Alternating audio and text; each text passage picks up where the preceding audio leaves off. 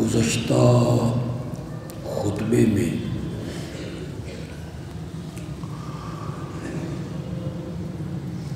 میں نے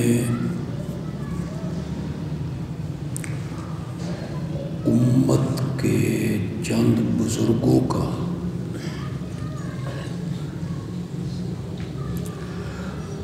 ذکر کیا تھا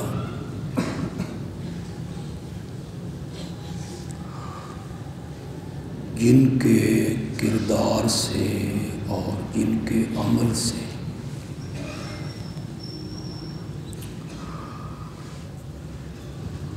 یہ ثابت ہوتا تھا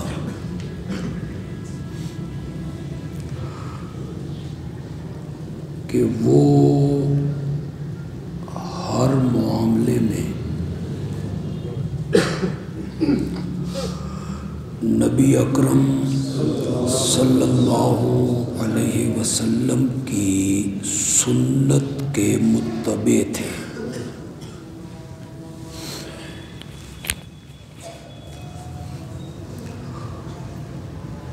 وہ پوری کوشش کرتے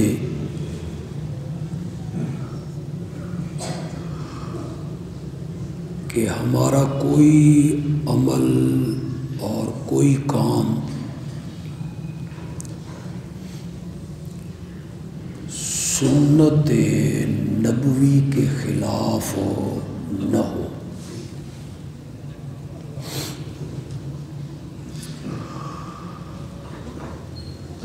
ان کی سیرتیں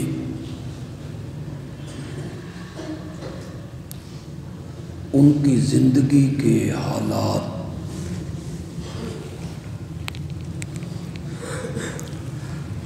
سنت نبوی کے عین مطابق تھے۔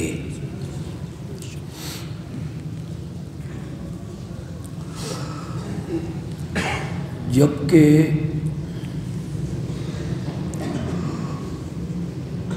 ان کے دور میں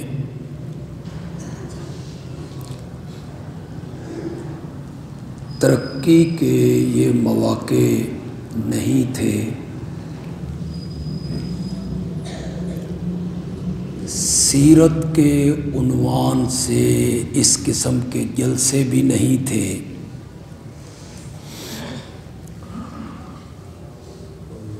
سیرت کے عنوان سے اس طرح کتابیں بھی نہیں تھیں،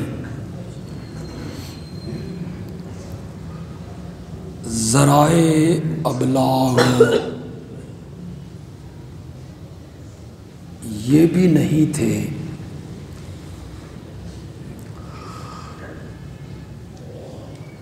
سیرت کی اتنی تشہیر نہیں تھی،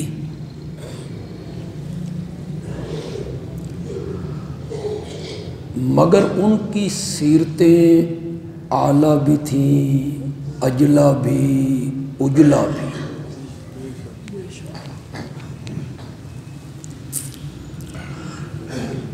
جس دور سے ہم گزر رہے ہیں یہ ترقی کا دور ہے،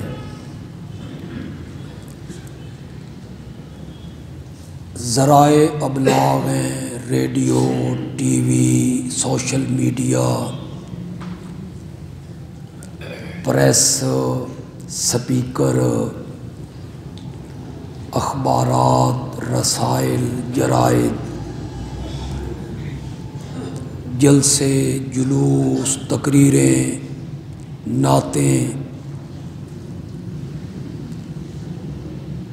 لیکن سیرت کی جتنی تشہیر آج ہے ہماری سیرتیں اتنی ہی خستہ ہو رہی ہیں۔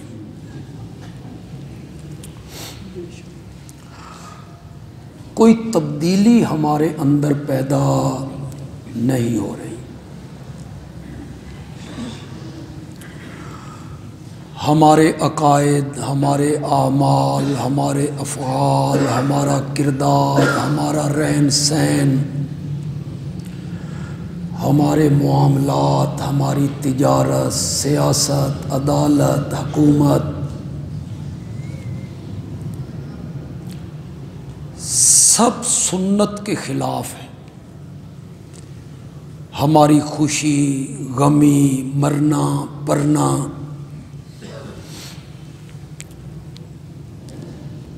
اس کی وجہ کیا ہے؟ یہ میں پچھلے 2 جمعوں سے اسی تمہید کو لے کے چل رہا ہوں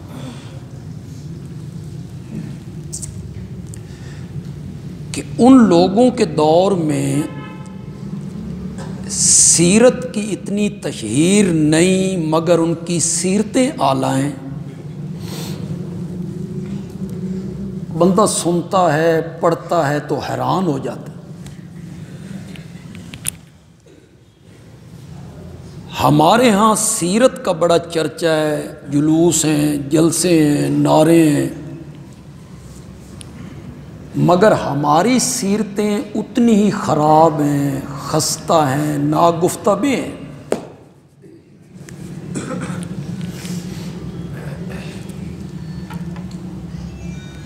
بعض افعال ہمارے یعنی ہمارے معاشرے کے اتنے غلیظ ہیں، اتنے گھنونے ہیں کہ تاریخ عالم میں ہمیں اس کی مثال نہیں ملتی۔ پورے جہان کی تاریخ آپ دیکھ لیں تو یہ گھنونا کردار آپ کو کہیں نہیں ملے۔ یہ پچھلے دنوں کشمور میں، کراچی میں 4 سال کی بچی کے ساتھ کتنے بندے اجتماعی زیادتی کرتے ہیں۔ 4 سال کی بچی،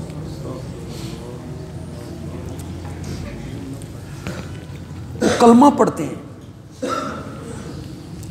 ہو سکتا ہے سیرت کے جلسوں میں بھی آتے ہوں، میلاد کے جلوسوں میں بھی شامل ہوتے ہیں، نعرہ رسالت کا جواب بھی ہاتھ اٹھا اٹھا کے دیتے ہیں، اور یہ بھی کہتے ہوں کہ غلامی رسول میں موت بھی قبول۔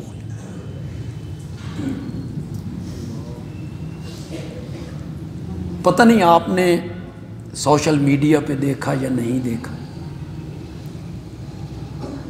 تھانے میں اس 4 سال کی بچی نے اپنی سلوار اتار کے پولیس والوں کو دکھایا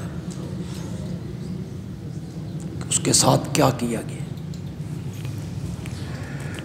تو آپ پوری انسانیت کی تاریخ پڑھ جائیں، آپ کو ایسا غلیظ اور گھنونا عمل کسی امت میں بھی نہیں ملے۔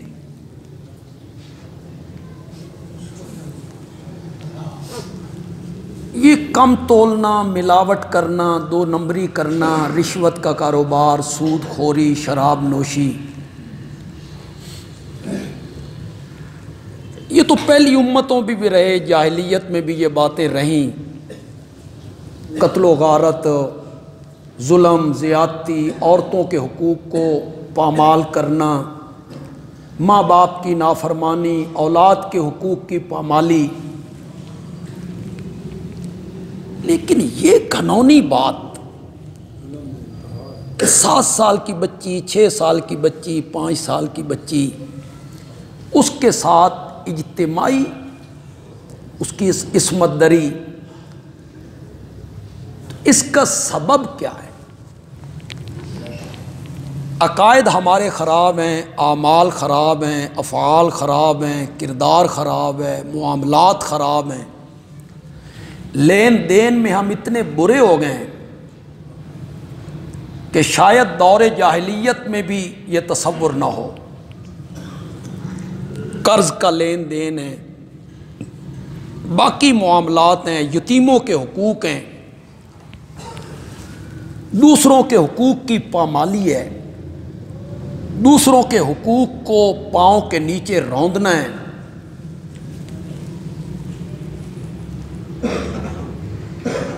یہ کیوں ہو رہا ہے سب کچھ؟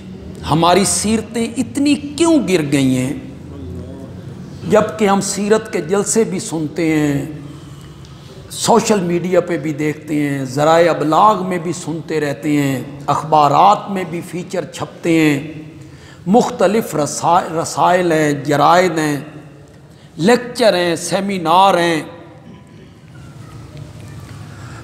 میں جس تجزیے پہ پہنچا ہوں، اور میں سیرت کے اس پہلو پہ گفتگو کروں گا، آج تو نہیں کروں گا، شاید کچھ حصہ آج بھی بیان کر دوں، لیکن میں سیرت کے اس حصے پہ گفتگو کروں گا۔ میرا تجزیہ یہ ہے کہ اس کی بنیادی وجہ یہ ہے کہ ہم جو کہتے ہیں اس پر خود عمل نہیں کرتے، اور ہم جو سنتے ہیں وہ عمل کرنے کی نیت سے نہیں سنتے۔ عمل کرنے کی نیت سے ہم کوئی چیز نہیں پڑھتے، کوئی فیچر، کوئی مضمون کہ ہم پڑھیں گے ہمارے آقا کی سیرت کیا ہے، پھر ہم اسے اپنی عملی زندگی میں جاری کریں گے۔ ہم اس نیت سے کوئی چیز نہیں پڑھتے، اس نیت سے کوئی تقریر نہیں سنتے، ہم کانوں کی لذت کے لیے سنتے ہیں۔ لوگوں کے ذہن میں ہوتا ہے کہ یہ مولوی صاحب بڑے سریلے ہیں، بڑی سر لگاتے ہیں، شعر و شاعری بڑی کرتے ہیں، سیف الملوک بڑی پڑھتے ہیں، تو ہم اس نیت سے سن رہے ہیں۔ ہمیں یہ سروکار نہیں ہے کہ جو کچھ ہم نے سننا ہے ہم نے اس پر کیا کرنا ہے، اس کے ساتھ ہمیں سروکار نہیں ہوتا۔ ہم کسی کا جوش، جذبہ، ولولہ، نعرے،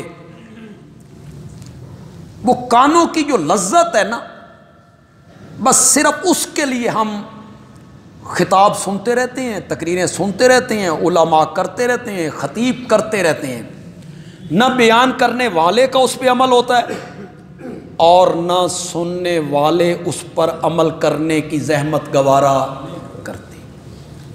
یہ وجہ ہے ہماری سیرتوں کے خراب ہونے کی، یہ وجہ ہے ہمارے یعنی معاملات کے خراب ہونے کی، یہ وجہ ہے ہماری ناکامی کی، یہ وجہ ہے ہماری شکست کی، یہ وجہ ہے ہماری ذلت کی۔ اور ان لوگوں کو جو عزتیں ملی، عظمتیں ملی، جن کے واقعات میں نے بیان کیے، اس کی وجہ یہ تھی کہ وہ کہتے کم تھے، سنتے کم تھے، عمل کی نیت سے سنتے تھے کہ جو ہم نے سنا ہے ہم نے اس پر کیا کرنا ہے، عمل کرنا ہے، جو ہم نے کہنا ہے ہم نے اس پر عمل کرنا ہے۔ ہم سیرت کے جلسے سنتے ہیں، فیچر بھی پڑھتے ہیں، سیمینار بھی، مختلف اسکالر کے لیکچر بھی، تو سیرت کیا کہتی ہے؟ میرا نبی دنیا میں آیا تھا لوگوں کو یکجائی بنانے کے لیے کہ ان کی پیشانیاں در در سے اٹھا کر ایک کے دروازے پہ جھکا دی جائیں۔ اور میں سمجھتا ہوں کہ سیرت کا سب سے بڑا پیغام بھی یہی ہے، لوگ مانے یا نہ مانے، کوئی اس کی طرف توجہ دے یا نہ دے، ہمارے اس تجزیے سے اتفاق کرے یا نہ کرے، اس کی اپنی مرضی ہے یہ حقیقی بات۔ حسن کے بیان کرنے کا نام سیرت نہیں ہے، میرے نبی کی خوبصورتی کو بیان کرنے کا نام سیرت نہیں ہے، یہ نبی پاک کی سیرت نہیں ہے۔ ورنہ آپ بتائیں، جب آپ کو نبوت نہیں ملی تھی، آپ نے نبوت کا دعویٰ نہیں کیا تھا، اس وقت آپ خوبصورت نہیں تھے؟ بولتے کیوں نہیں ہو؟ تو پھر یہ کس کی سیرت بیان کر رہے ہو بھائی؟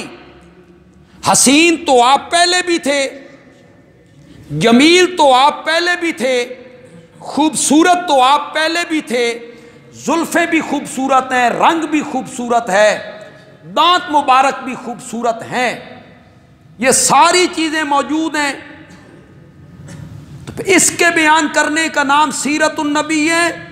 یہ سیرت ہے محمد ابن عبداللہ کی۔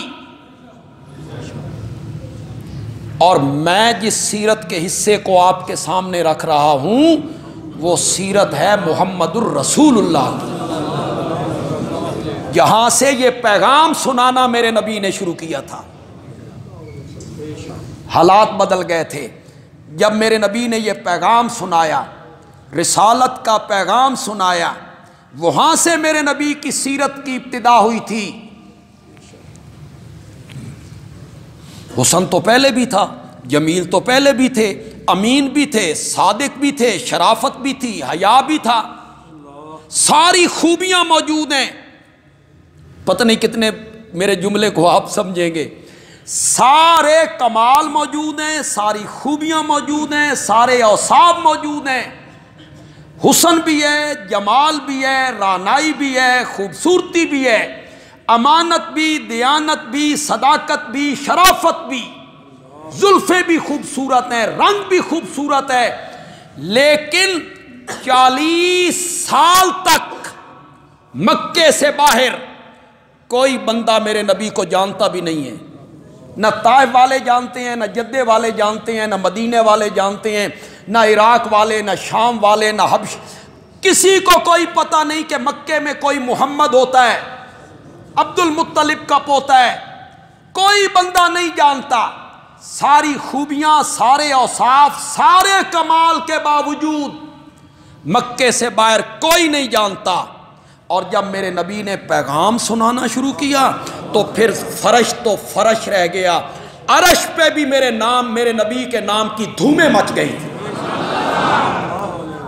پھر ہر طرف محمد محمد ہونے لگ گیا صلی اللہ ہو۔ سیرت کے اس حصے کو کیوں نہیں بیان کرتے ہو بھائی؟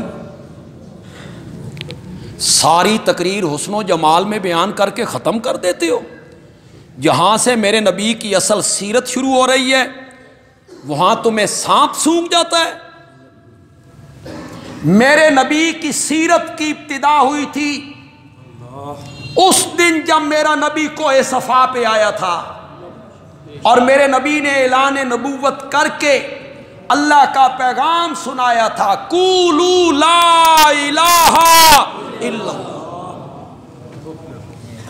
یہ اس لیے نہیں سناتے ہو نا، اس میں اپنی خواہشات پہ چھریاں پھرتی ہیں، جھوٹے معبودوں کے بت گرانے پڑتے ہیں، غیر اللہ سے جو امیدیں وابستہ کی ہوئی ہیں وہ ختم کرنی پڑتی ہیں۔ لا الہ الا اللہ، اس دعوت کا خلاصہ یہی تھا نا کہ سجدے کے لائق ہے تو صرف کون ہے؟ نظر و نیاز کے لائق ہے تو صرف کون ہے؟ اس کائنات کا مالک و مختار صرف اور صرف کون ہے؟ معبود وہی ہے، غائبانہ پکاریں سننے والا صرف وہی ہے۔ اگر یہ بات نہ ہوتی تو بار بار قرآن کیوں کہتا انک انت السمیع، انک انت السمیع؟ ان حرف تحقیق ہے، خبر کو معرفہ لائیں، اس نے فائدہ حسر کا دیا ہے، بے شک تو ہی ہے، یہ معنی ہے۔ جاؤ کسی عالم کا ترجمہ اٹھا لو، کوئی بریلوی، دیوبندی، شیعہ، الحدیث، جس عالم کا ترجمہ آپ کے گھر میں اٹھاؤ، انکا انت السمیع کا کیا معنی ہے؟ تو سننے والا ہے؟ نہیں، تو ہی ہے۔ یہ ہی کیا معنی دے رہا ہے؟ تم کہتے ہو جب ہم بزرگوں کو پکارتے ہیں وہ بھی سنتے ہیں، ہم سنتے ہیں تو اس کان سے سنتے ہیں، یہ ظاہری اسباب ہیں، ظاہری وسائل سے سنتے ہیں، شعائیں ہیں، مشینری ہے، موبائل ہے، ریڈیو ہے، ٹی وی ہے، وائرلیس ہے، یہ ذرائع ہیں، اسباب ہیں، اور رب سنتا ہے بغیر وسائل کے۔ تو ہی ہے السمیع لکل دعاء العلیم لکل حال، ہر ایک کی حالت کو جاننے والا صرف تو ہے، اور ہر ایک کی دعاؤں کو سننے والا بھی صرف تو ہی ہے۔ میرا نبی تو یہ پیغام لایا تھا، تم نے سیرت کو کہاں سے شروع کیا؟ صرف حسن بیان کرنے کا نام سیرت ہے، صرف جمال؟ میں انکار نہیں کر رہا ہوں، آپ میں کوئی نیا آدمی آیا ہو تو شاید وہ غلط فہمی کا شکار نہ ہو جائے کہ میں حسن کا انکار کر رہا ہوں۔ نہیں، میرا نبی صرف حسین نہیں ہے، میرا نبی حسینوں میں آسن ہے۔ میرا نبی صرف جمیل نہیں ہے، میرا نبی جمیلوں میں اجمل ہے۔ کسی شاعر نے کہا تھا، رنگ خوشبو صبا چاند تارے کرن، پھول شبنم شفق آبجو چاندنی، تیرے معصوم پیکر کی تخلیق میں حسن فطرت کی ہر چیز کام آ گئی۔ رنگ بھی، خوشبو بھی، صبا بھی، پھول بھی، شبنم بھی، آبجو بھی، چاندنی بھی۔ رنگ خوشبو صبا چاند تارے کرن، پھول شبنم شفق آبجو چاندنی، تیرے معصوم پیکر کی تخلیق میں حسن فطرت کی ہر چیز کام آ گئی۔ میرے اللہ نے سب کچھ نچھاور کر دی۔ آپ سے بڑھ کے حسین کوئی نہیں، آپ سے بڑھ کر جمیل کوئی نہیں، آپ سب سے بڑھ کر حسین ہیں، سب سے بڑھ کر جمیل ہے۔ میں کہنا یہ چاہتا ہوں، اس کے بیان کرنے کا نام سیرت نہیں ہے، سیرت ہم بیان کرتے ہیں۔ جہاں سے محمد ابن عبداللہ محمد الرسول اللہ بن کے اٹھ کھڑا ہوا تھا، وہ کب؟ جب میرے نبی نے پیغام سنایا، قولوا لا الہ الا اللہ۔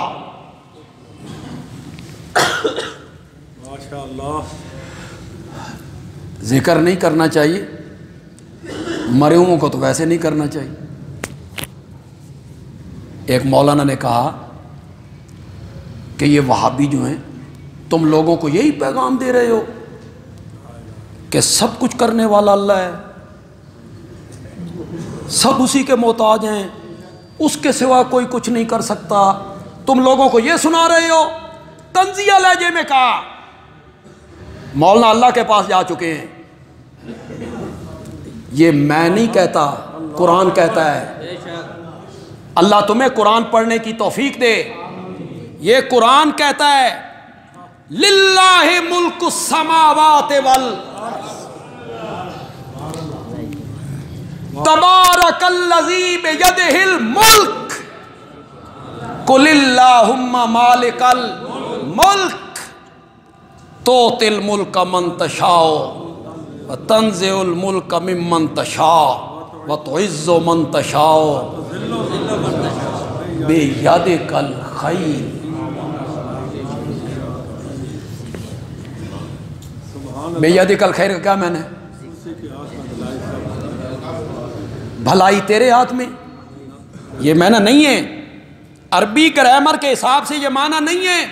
اٹھاؤ جتنے لوگوں نے ترجمے کیے ہیں قرآن کے، بیدک الخیر کا معنی ہے تمام بھلائیاں تیرے ہی ہاتھ میں ہیں، ہر قسم کی بھلائی تیرے پاس ہے۔ کیوں؟ انک علی کل شیء قدیر۔ آگے اس کو بیان کیا، تخرج الحی من المیت وتخرج المیت من الحی تولج اللیل فی النہار وتولج النہار فی اللیل وترزق من تشاء۔ یہ ہم کہتے ہیں کہ یہ ہم کہہ رہے ہیں کہ سارے اختیار اللہ کے پاس ہیں؟ یہ ہم کہہ رہے ہیں؟ یہ ہماری بات ہے؟ یہ قرآن کی بات ہے۔ جس نبی کے نعرے لگاتے ہو نا کہ غلامی رسول میں موت بھی قبول ہے، اسی نبی نے کہا ہے، اسی نبی نے کہا ہے، وَلْيَسْأَلْ أَحَدُكُمْ حَاجَتَهُ كُلَّهَا۔ کرو مانا یار، تھوڑا جا تساں بھی مانا کرو یار، تہاڈا حصہ ہی پی جائے اللہ دی توحید وچ۔ اللہ کی وحدانیت بیان ہوتی ہے تو اللہ فرشتوں میں بیٹھ کے فخر کرتے ہیں آسمان۔ چاہیے کہ مانگے، چاہیے کہ مانگے احدکم تم میں سے ایک ایک حاجتہ، بولو یار، حاجتہ کلہا۔ یہ میں کہہ رہا ہوں کہ یہ وہابی کہتے ہیں ساری آیتیں اللہ سے مانگو؟ یہ آقا نامدار کہہ رہا ہے، یہ امام الانبیاء کہہ رہی ہیں چاہیے کہ تم میں سے ایک ایک مانگے اپنی ہر حاجت اپنے رب سے، حتی شسع نالہ۔ واہ میرے پیارے پیغمبر، کیسی توحید سکھائیے، حتی شسع نالہ اذا انقطع، یہاں تک کہ جوتی کا تسمہ ٹوٹ جائے تو وہ بھی کس سے مانگے؟ کتنی نتھری ہوئی توحید سکھائی میرے نبی نے، آج اسی نبی کا نام لے کر شرک کی دعوت دیتے ہو، اسی نبی کے نام کے نعرے مار کر لوگوں کو غیروں کے دروازے پہ بھیجنا چاہتے ہو، جس نبی نے کھینچ کھینچ کے لوگوں کو رب کے دروازے پہ ڈالا تھا۔ حتی شسع نالہ اذا انقطع، یہاں تک کہ جوتی کا تسمہ ٹوٹ جائے تو وہ بھی رب سے مانگنا۔ آگے میرے نبی نے حد کر دی، کیوں؟ حتی شسع نالہ اذا انقطع فإنہ ان لم ییسرہ لم یتیسر، او کما قال النبی صلی اللہ علیہ وسلم۔ مجھے کعبہ کے رب کی قسم ہے، اگر رب تجھے جوتی کا تسمہ نہ دینا چاہے تو کائنات مل کر تجھے جوتی کا تسمہ نہیں دے سکتی ہے۔ یہ میرے نبی نے سبق دیا ہے، تم اس نبی کے نام کے نعرے لگا کے اس کا مذاق اڑا رہے ہو۔ تیری جوتی کا تسمہ بھی ٹوٹ جائے۔ حضرت ابن عباس پیچھے بیٹھے ہوئے سواری پہ، نبی پاک کے چچا زاد بھائی ہیں، نبی پاک سے عمر میں بہت چھوٹے ہیں، وفات کے وقت ان کی عمر 13 سال تھی۔ اب آپ دیکھ لو کتنے چھوٹے ہیں۔ نبی پاک نے فرمایا ابن عباس تجھے ایک بات بتاؤں؟ کہ یا رسول اللہ بتائیے۔ فرمایا اذا سالت فاسأل اللہ، جب بھی مانگنا ہو کرو مانا یار، اذا سالتا، جب بھی تم نے کچھ مانگنا ہو، فاسأل اللہ، وَإِذَا اسْتَعَنْتَ، اور جب بھی تم نے مدد مانگنی ہو، فَاسْتَعِنْ بِاللَّهِ۔ یہ میرے نبی نے نصیحتیں کی لوگوں کا، مانگنا ہے تو صرف ایک کے دروازے پہ مانگنا۔ یہی وہ در ہے کہ ذلت نہیں سوال کے بعد، صرف یہی در ہے۔ ہر در پہ جاؤ گے تو ذلیل ہو جاؤ گے، یہی وہ در ہے کہ مانگنے کے بعد کوئی ذلت نہیں۔ تم مذاق اڑا رہے ہو کہ یہ وہابی کہتے ہیں جی ان کے ہاتھ میں کچھ نہیں ہے جی، وہ کچھ نہیں دے سکتے جی، وہ کچھ نہیں دے سکتے جی، یہ دنیا کو پڑھا رہے ہو۔ ہم نے کہا ہاں، دنیا کو وہی پڑھا رہے ہیں جو قرآن نے پڑھایا ہے، جو میرے نبی نے پڑھایا ہے۔ ملک، ملک، اقتدار، اختیار، تسلط، غلبہ صرف عرش والے کا ہے۔ مالک کون ہے؟ للہ ملک السماوات، لہو ما فی السماوات وما فی الارض۔ جگہ جگہ قل اعوذ برب الناس، مالک الناس، الحمدللہ رب العالمین، الرحمن الرحیم۔ تم نے یہ قرآن نہیں پڑھا؟ اس کی طرف تمہاری توجہ کبھی نہیں گئی؟ جگہ جگہ قرآن کہتا ہے مالک میں ہوں، ملک میرا ہے، اختیار میرا ہے۔ اور جب اللہ منفی لہجہ اختیار کرتی ہیں،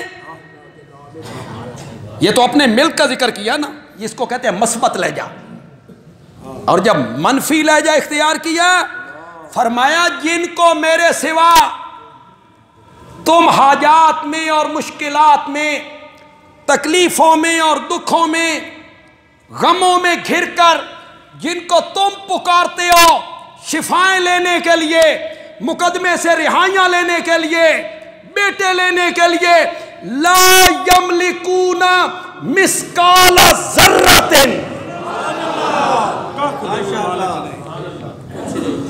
لا یملکون، کرو مانا یار، جب تک آپ زور سے مانا نہیں کریں گے میں بھی آگے نہیں بڑھوں گا۔ وہ مالک نہیں ہے۔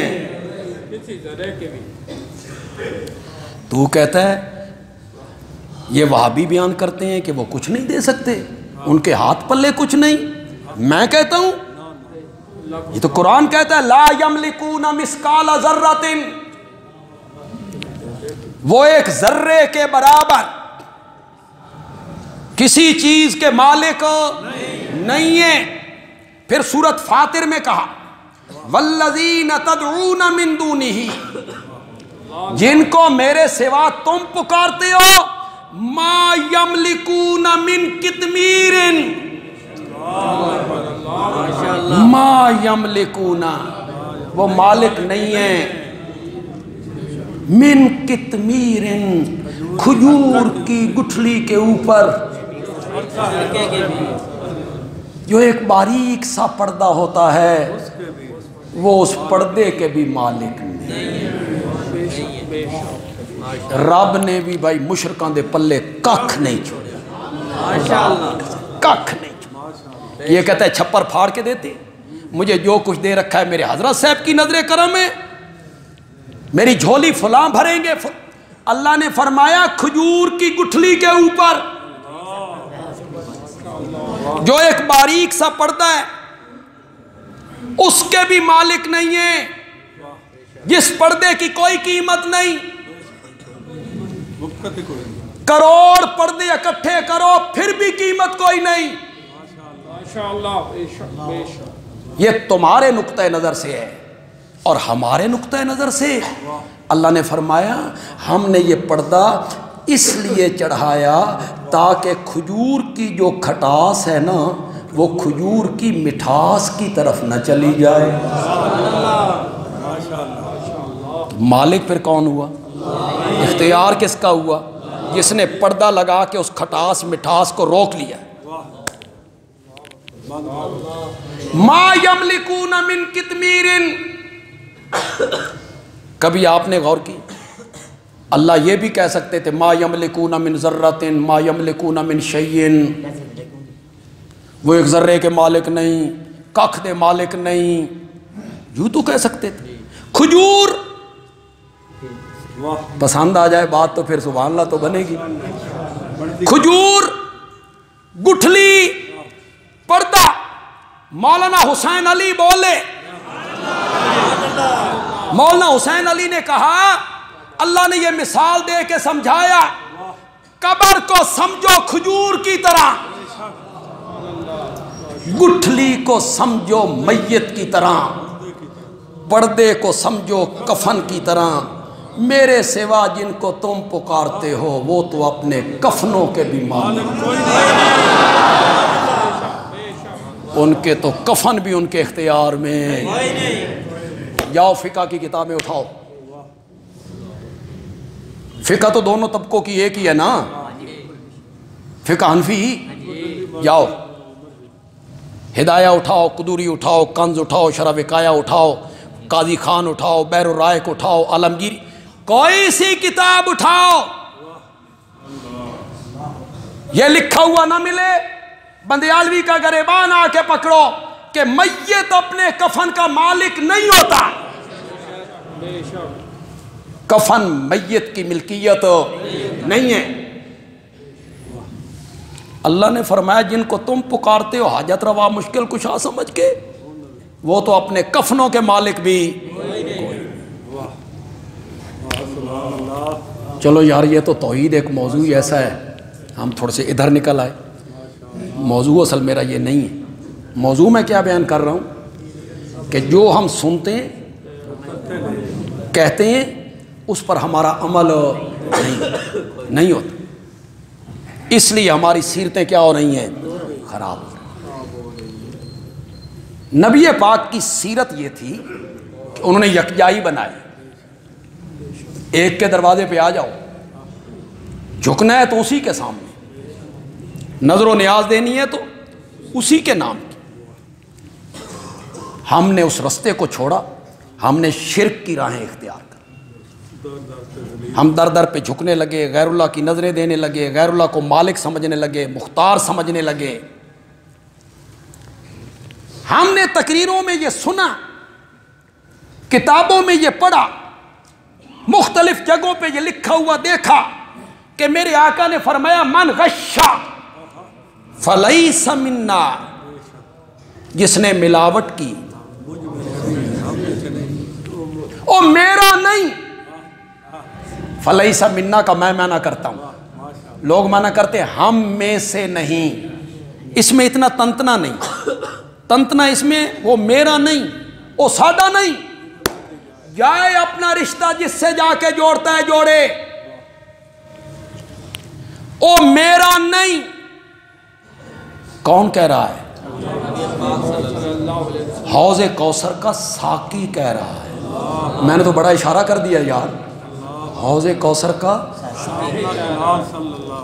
طلب ہے نا، ہر کلمہ پڑھنے والے کی یہ خواہش ہے نا کہ مجھے جام ملے، ہر کلمہ پڑھنے والے کی یہ طلب ہے نا کہ مجھے قیامت کے دن جام کوثر ملے، جس کے متعلق میرے آقا نے کہا 50,000 سال کا دن، زمین تپی ہوئی، سورج قریب، کوئی بدن پہ کپڑا نہیں، پاؤں میں جوتی نہیں، سر پہ کوئی کپڑا نہیں، جس کو میرے ہاتھ سے، یا اللہ ہمیں نصیب کر دینا میرے ہاتھ، یا اللہ ہماری قسمت میں کر دینا، جس کو میرے ہاتھ سے کوثر کا جام مل گیا، لم یزما ابداً، 50,000 سال کے دن میں اسے پھر کبھی پیاس نہیں لگے گی، کبھی پیاس نہیں۔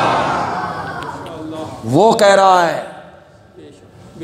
جس نے ملاوٹ کی وہ میرا نہیں، تو پھر جام کوثر کہاں سے پینا ہے؟ پھر جام کوثر کہاں سے پینا ہے؟ پھر حمد کے جھنڈے کے نیچے کیسے آنا ہے؟ نبی پاک تو کہتے ہیں وہ میرا نہیں، من غشا فلیس منا۔ کب کہا پتہ ہے آپ کو؟ بازار سے گزر رہے، ایک جگہ پہ کھجور کا ڈھیر لگا، خوش خوش کھجوریں، اچھی اچھی کھجوریں پڑی ہیں، دل موہ لیتی ہیں۔ میرے نبی قریب آئے، آپ نے اپنا ہاتھ اس کے اندر ڈالا، اس ڈھیر کے اندر، آپ کو تری محسوس ہوئی، نمی محسوس ہوئی، اندر سے کھجوریں نکالیں، وہ گیلی تھیں، چھوٹی تھیں۔ اس موقع پہ کہا جس نے ملاوٹ کی فلیس منا۔ اس کا مطلب یہ ہے کہ اچھی اچھی چیزیں سامنے رکھ کے اور ردی چیزیں چھپا کے رکھ کے بیچنا، اس کے متعلق بھی میرے نبی نے کہا کہ یہ بھی ملاوٹ میں، صرف یہ نہیں ملاوٹ میں دودھ میں پانی ڈال دی، چائے کی پتی میں چنے کے چھلکے، تماشا ہے یار۔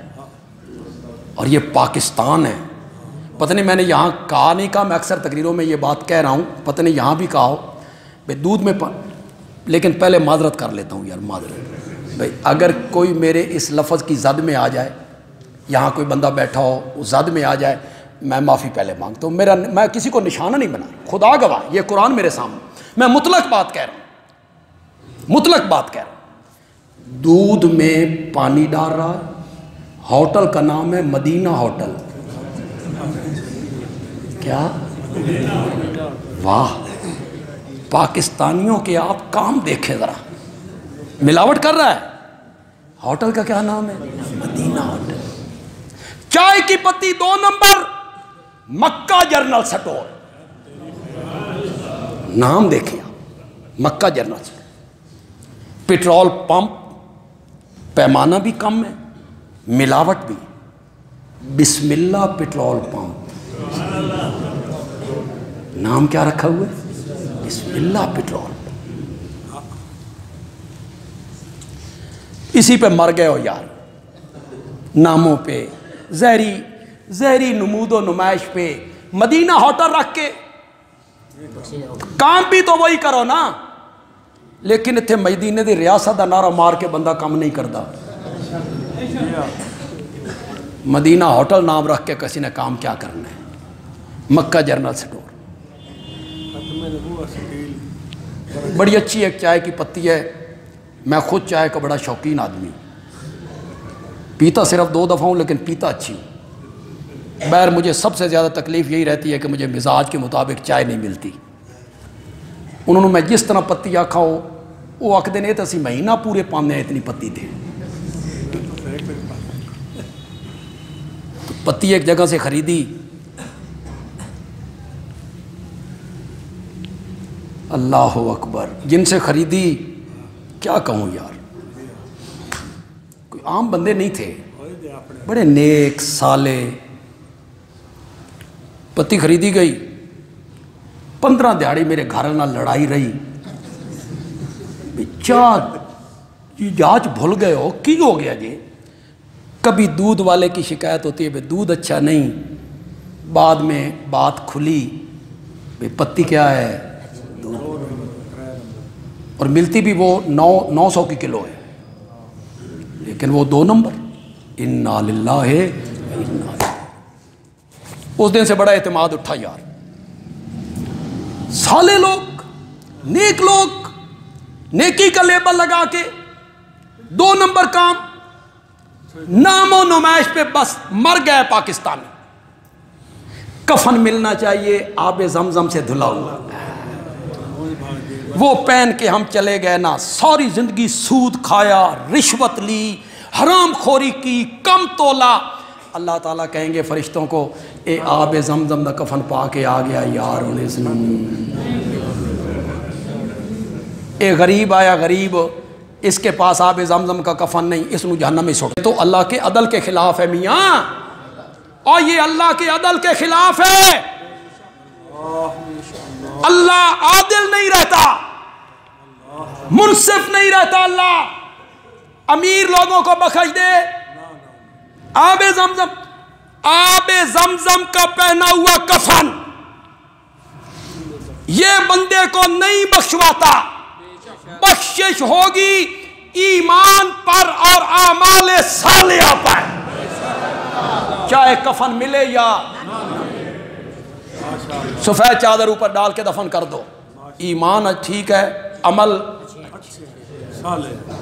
اوت کے میدان میں دیکھو تو صحیح کفن پورا بھی نہیں سی آندہ، پتہ نہیں سمجھو کہ نہیں سمجھے، کفن پورا بھی نہیں سی آندہ۔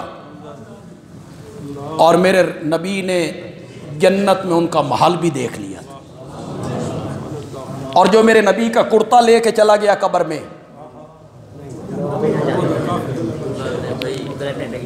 میرے نبی کا کرتا، میرے نبی کی قمیض، میرے نبی کے جسم سے لگی ہوئی قمیض، آب زمزم کا دھلا ہوا کفن اس کا مقابلہ کر سکتا ہے؟ اس قمیض کا، کرتے کا جو میرے نبی کے وجود مقدس سے لگی، وہ لے کے چلا گیا۔ میرے نبی کی لعاب اس کے منہ میں ہے، لعاب اس کے منہ میں، اور اللہ نے کہا استغفر لہم او لا تستغفر لہم ان تستغفر لہم 70 مرتن، 70 بار بھی بخشش کی دعا مانگ، ہم نے اسے معاف نہیں کرنا۔ کفنوں سے معافیاں ملتی ہیں، آیت الکرسی لکھی ہوئی چادر اوپر ڈالی جائے۔ میرے نبی نے کہا سفید کپڑوں میں اپنے مردوں کو کفن دیا کرو، تو سا کالی چادر اتے پا دے۔ میرے نبی نے سفید کا کہا، تم نے کالی چادر اوپر ڈال۔ آب آیت الکرسی لکھی ہوئی چادر اوپر آ جائے گی تو اللہ بخش دیں گے۔ عہد نامہ رکھو جی، بعض لوگ قبر دے وچ رکھ دے جے، انا للہ، ہم اس پر مر گئے، زہری نام، نمود، نمائش۔ وہ جو علامہ اقبال صاحب نے کہا تھا، رہ گئی رسم اذاں روئے بلالی نہ رہی، فلسفہ رہ گیا تلقین غزالی نہ رہی، اور واعظ قوم کی وہ پختہ خیالی نہ رہی۔ یہ پختہ خیالی یہی ہے نا کہ جو کہو اس پر کیا کرو۔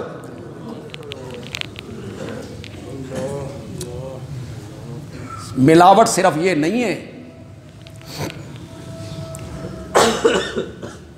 یہ کم تولنا جو کم تولنا منع کیا، کتنی جگہ قرآن نے اس کو منع کیا، لوگوں کو چیزیں کم تول کے کم ماپ کے نہ دو، جگہ جگہ منع کی، جگہ جگہ۔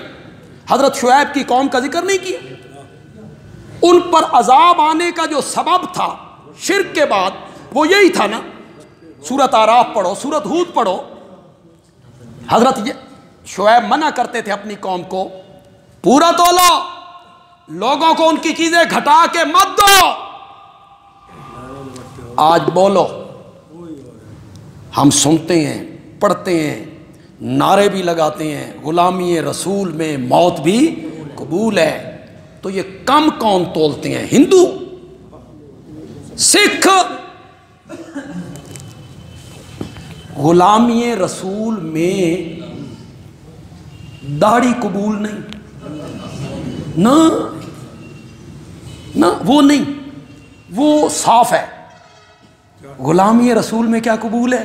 موت قبول۔ پہلے سنت پہ عمل تو کر۔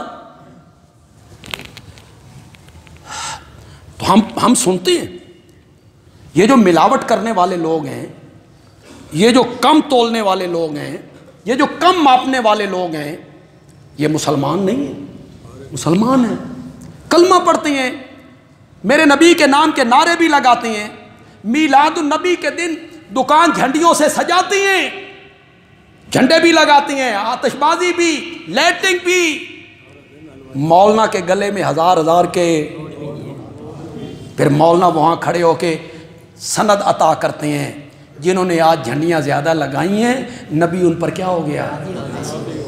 مولانا بھی اس دن بیان نہیں کرتے کہ نا، نبی تب راضی ہوگا جب تجارت نبی کے طریقے کے، وہاں مولانا کو یہ کہنا چاہیے، تاجروں کی اصلاح کرنی چاہیے۔ یہ کیا ہوا کہ جھنڈیاں لگائیں نبی راضی ہو جائے، لائٹنگ کر لیں اور نبی راضی ہو جائے، نعرے لگا لیں۔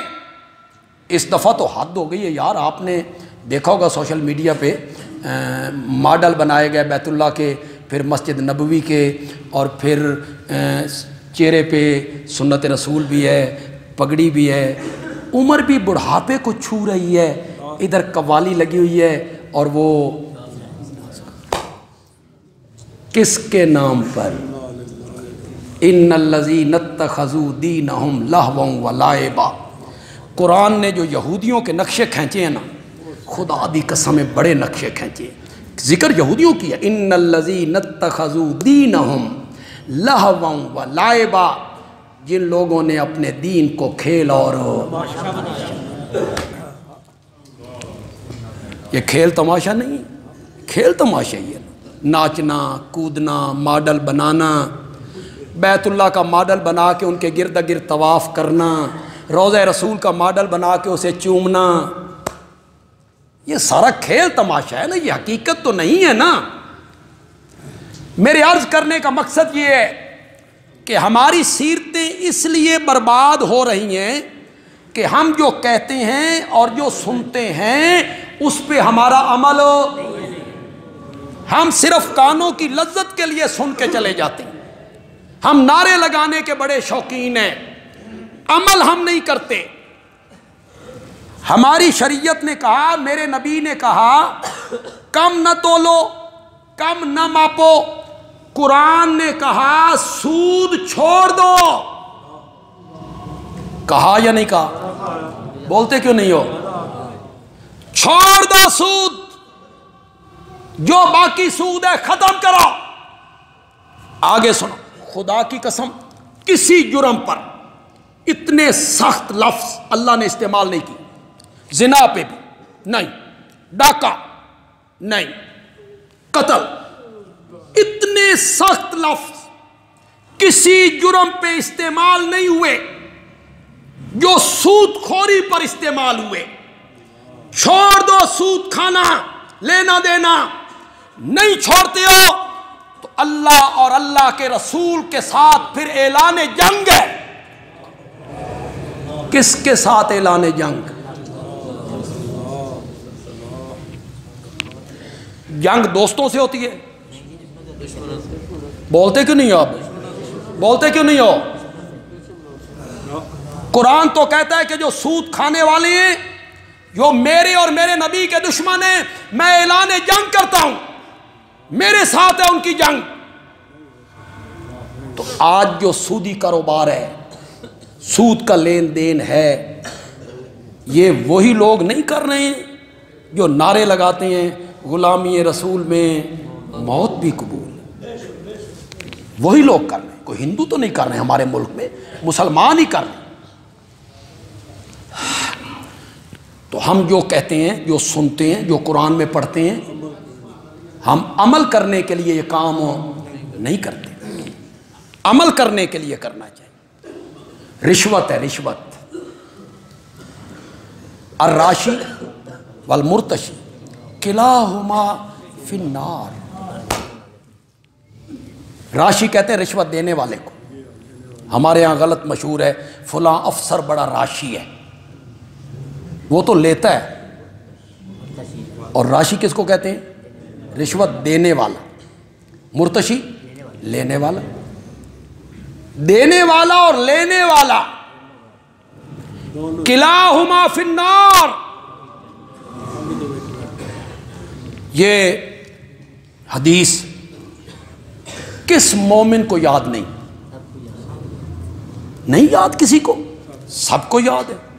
اس کے باوجود ہمارے ملک میں رشوت عام ہے، ورنہ رشوت کے بغیر اپنا کوئی کام کروائیں جائیں، آپ کو اگر 12 مرتبہ انہوں نے واپس نہ بھیجا نا، پھیلے واپس، یہ سکم ہے، یہ سکم ہے، یہ کروا کے لاؤ، یہ کروا کے لاؤ، یہ کروا کے لاؤ، یہ کروا کے لاؤ، یہ کمی ہے، یہ کمی ہے، پھر آپ چکر لگائیں گے، پھر واپس، پھر واپس۔ اندر رکھو 10,000 روپیہ، تھوڑی جی نکر بیر کڈو، سب ٹھیک ہے، کوئی سکم نہیں ہے، کوئی کمی نہیں ہے۔ یہ ہمارے ملک میں ہو رہا ہے۔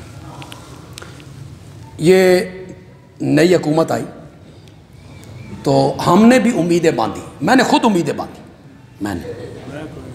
میں نے باندھی خود کہ چلو یار انہیں تو آزما لیا، اس نے بھی آزماؤ، چلو کچھ نہ ملے، اتنا ہو جائے، اتنا کہ تھانوں میں، کچہریوں میں، دفتروں میں بغیر سفارش کے غریب کی بات چلو۔ یہ جو کہتا ہے میں انصاف، ایک پاکستان، 2 پاکستان نہیں کہ امیروں کا پاکستان الگ غریبوں کا نہیں، ایک پاکستان۔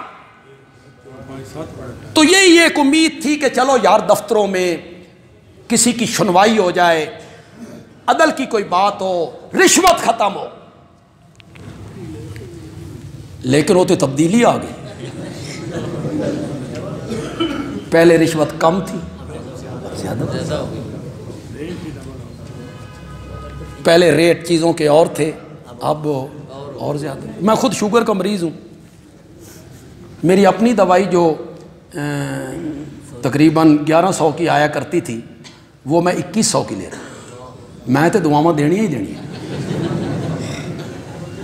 وہ صرف میں نہیں ہوں، آپ سب اس میں شامل، آپ سب شامل، سب شامل۔ دوائی تو ایک ضرورت ہے نا، ہر گھر کی ضرورت ہے نا، ہر گھر میں شوگر کا 1-2 مریض، آپ کو پتہ ہے کہ وہ کہاں سے کہاں پہنچ گئے۔ جمعے کا وقت چونکہ بڑا قلیل ہوتا ہے، تو آپ یہ موضوع ذہن میں رکھیں گے، یہ چلائیں گے موضوع۔ میں نے سیرت کے، چلو تھوڑی سی آپ کو بات، میں نے سیرت کے اس پہلو پر گفتگو کرنی ہے کہ میرے نبی جو کہتے تھے کر کے دکھایا کرتے تھے۔ اصل میرا موضوع یہ، اصل میرا موضوع یہ، میرا نبی جو کہتا تھا، یہ سیرت کا بڑا اہم پہلو، بلکہ کہتے کم تھے، میرے نبی کر کے زیادہ دکھایا کرتے تھے۔ اصل میں نے اس پر گفتگو کرنی، اگلے جمعے شروع ہو جائے۔ فی الحال تو بس اتنی بات آپ کو بتائی کہ پہلے لوگوں کی سیرتیں اچھی تھیں۔ کیوں اچھی تھیں؟ وہ جو کہتے سنتے تھے اس پر کیا کرتے تھے؟ ہماری سیرتیں کیوں خراب ہوئی؟ ہمارا معاشرہ کیوں ابتر ہو گیا؟ ہمارا ماحول کیوں خراب ہو گیا؟ اس لیے کہ ہم جو کہتے سنتے ہیں ہمارا اس پہ عمل نہیں ہوتا۔